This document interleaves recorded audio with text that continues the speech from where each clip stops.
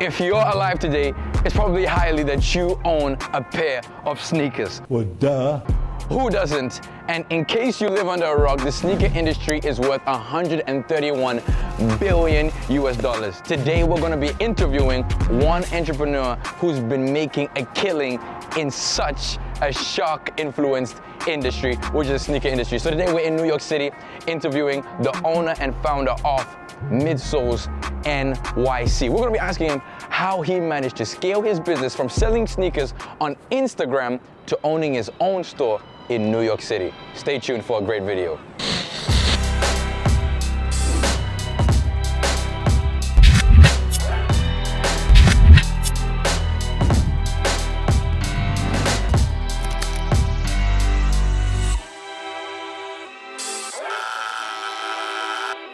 Hey, good to see you, What's my up, guy. bro? Appreciate it.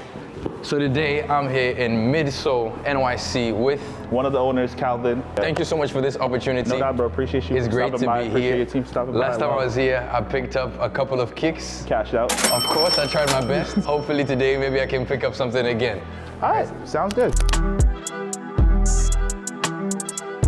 I gotta first ask you, how did this whole company come about? How did you start? You want the real story? I want the real story. All right, so dropped out of college, 2015. Okay, and how old were you? I was 18. Got a job at Wingstop. I don't know if you guys Yeah, remember yeah, Wingstop. Wingstop. Job was terrible. Shout out to Wingstop though. They got good food. It wasn't paying enough essentially. I got like $70 the first check. I had to take like a train. It took me like 2 to 3 hours to get there. But yeah, I did it and I was like, you know what? I need something better to do essentially. Of course. So back in high school, I used to resell sneakers, me and Mirage. Yeah. resell sneakers back there. And I made way more money than I did at Wingstop. So first of all, how did that relationship even come about? Me and Mirage? Yeah, how did it even come about? Crazy. The lunchroom. Who thought of the lunchroom? The lunchroom. All right, so honestly, when we started, we just wanted to get fly. Like in high school, like Of course. back then it was all True Religion jeans and just Jordans for the most part. Yeah. So you just wanted Jordans, you wanted True Religion. Of course. So I started buying and selling like pre-owned primarily on like Facebook essentially. So Facebook, there was like a bunch of marketplaces. So it's like Facebook, buying and selling, trade, this, that, different groups. So I started on there. You could like, for example, you could trade like a phone. You have an old phone, get some shoes and stuff like that. That's crazy. So we did that. I went from having like 1 pair to 2 to like 3. Of course, to it like kept on 30. increasing. Yeah. That's crazy. Yeah, by the time I was ready to go to college, actually, I sold my collection. I had like an excess of $10,000. Wow. So I ain't gonna lie, the $10,000 I spent in like 2 months, it was gone. So what'd you spend on? I bought like a gaming computer, mad Domino's pizza. Crazy part, there was actually a Yeezy release. Okay. Like maybe like a week into the job, and that's what Yeezys were going for like $1,200, Of course. $1,500. I'm like, let me try. So I went all around New York, Long Island, even Jersey, getting Just raffle looking. tickets for a chance to get the shoe. Wow. And I got like 4 pairs. So I made like $5,000. I'm like, hell no, I'm quitting this job. So you quit your job at Wingstop? Quit my job. Immediately? Quit my job. Came back home, so I was with my parents. I got my own apartment. And Wow. Yeah. And I was like, okay, I'm about to do this. I'm about to pursue this full time. It was a crazy risk too. Of course. Because it's like, there's so many people doing it. It's difficult. But I just stuck with it and yeah, fast forward. Okay. Then the pandemic hit and everything course. was super crazy. Like there was so much disposable income. Yes. People were spending a lot. I made a killing. Like, Oh, you made a killing during the pandemic? during the pandemic, I know a lot of people was like on the downside, but for a lot of people, I was making like upwards of like $40,000, $50,000 a month. What? Like just profit. From profit? Just for myself. Not revenue? No, just for myself, yeah. So the pandemic was a pandemic? Yeah, it was a pandemic. I'm not gonna lie, it was a pandemic.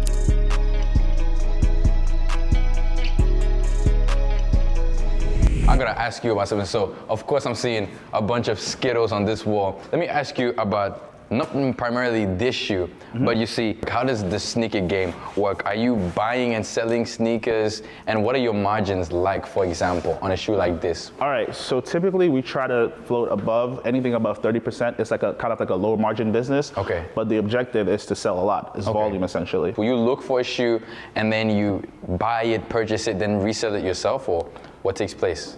Okay, so essentially like a shoe like this, well, my biggest thing to anybody who has a business, not even just this business, is understanding your market. So like for our local audience, essentially, who like this display is supposed to serve to, we try to get stuff that serves to them specifically. So like we notice people like a lot of reds, certain tones people like a lot. I get it. People like the lows, people like certain shoes. So strategic marketing. Yeah, so it's very strategic about even the stuff we buy. Understanding like this price point works as opposed to that price point. You don't want to get too greedy. Of course. So where did you learn, how did you get to such an aspect of where your business acumen is at that level? How did you get to that point? Honestly, if I'm being totally honest, RuneScape. Shout out to RuneScape. Yeah, I'm so serious. Your video game? Yeah, RuneScape. Shout out to RuneScape. In the game, you could buy stuff like lobsters, or like you buy a lobster for like 150 GP. Okay, yeah. And you sell it for 200.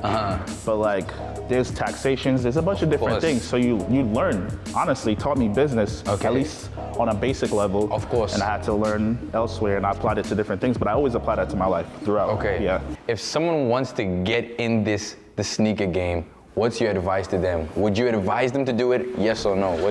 Full transparency. If you could do literally anything else, try that first.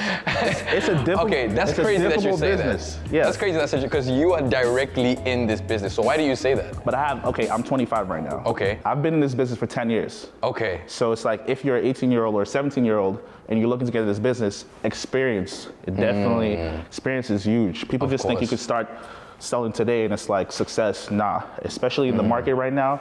Yeah. Okay. You try to do anything else.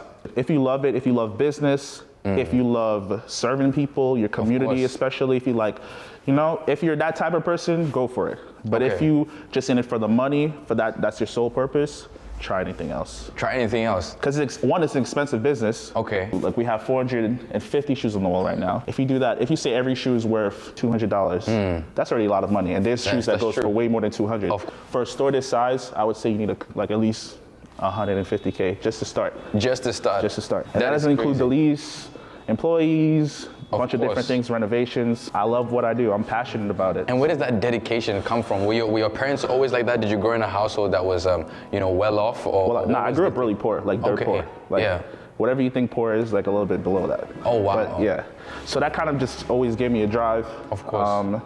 All right, so listen, I want to get into the sneakers. I want you to tell me a little bit about this sneaker. This has to be one of my favorite shoes. The model specifically? The Jordan 4? No, this particular shoe. Of course, Jordan 4s I'm all for. Okay. But this one specifically. Can you tell me a little bit about this shoe? Okay, so I mean, it's more so targeted towards females because it's a grade school exclusive. Okay. So it's like, if you have a smaller foot, what size do you wear? I'm a size 10. I don't think you can fit this. I'll be honest. I don't think you can fit this. I think I tried to look for my size as well. I don't think it but was it's just like, I guess it was catered more so towards females, but it's very like unisex. Look at the tones and everything. It has like the fur for the winter time and everything, so people like that. Okay. So one of my more popular models, Jordan 4 is probably the most popular model right now, period. Okay. I'll be seeing these sneaker interviews and these guys just be like, put it in the bag, put it in the bag. My first question is how much?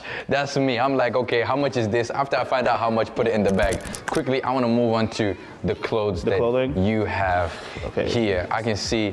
That's my favorite part, honestly. Yeah? Your favorite part is the clothes. So you are more clothes or shoes guy?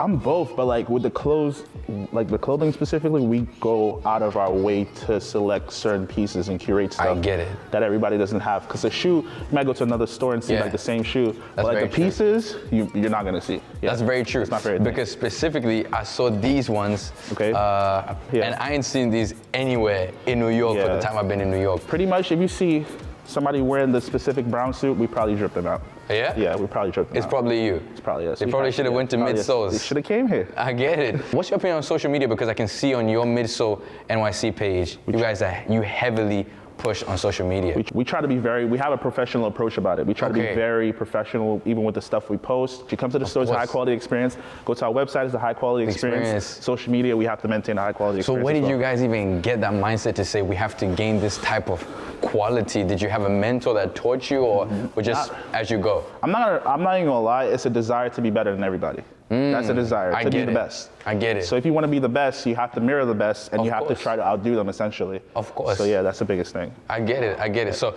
like I said, what is your advice basically to the youth that also want to make money, or your future competition? You know, you never know. So I definitely know there's somebody trying to of course, outwork me. there's someone, definitely.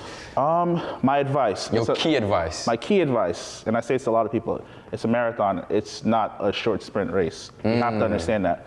So if your goal is to make, let's say, $100,000 yes. within a year and it doesn't work out, don't necessarily quit.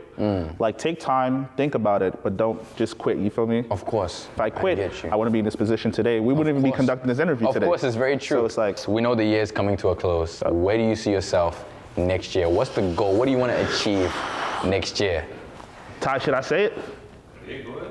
I'm thinking West Coast expansion. Wow. Another store. Another store. Congratulations. The West Coast is crazy, All but right. I feel like they're doing certain things wrong. So we're gonna apply what we've learned and bring it over there. You could order. We ship to, I believe, 236 countries. That is so crazy. That's pretty much everywhere. That's pretty much everywhere. That's pretty much everywhere. That's crazy. Yeah. The way you've managed to scale this business. Yeah. To selling sneakers in your dorm room to having your own store. It's amazing. It's crazy. I remember the first time we shipped to Alaska, then like to Fiji, Australia. Yeah. It was crazy to me because it's like you're seeing these people like from thousands of miles away, essentially communicating with you via your business, and it's amazing. Yeah. Thank you so much, bro. God bless you. I appreciate you. Appreciate it. Thank you.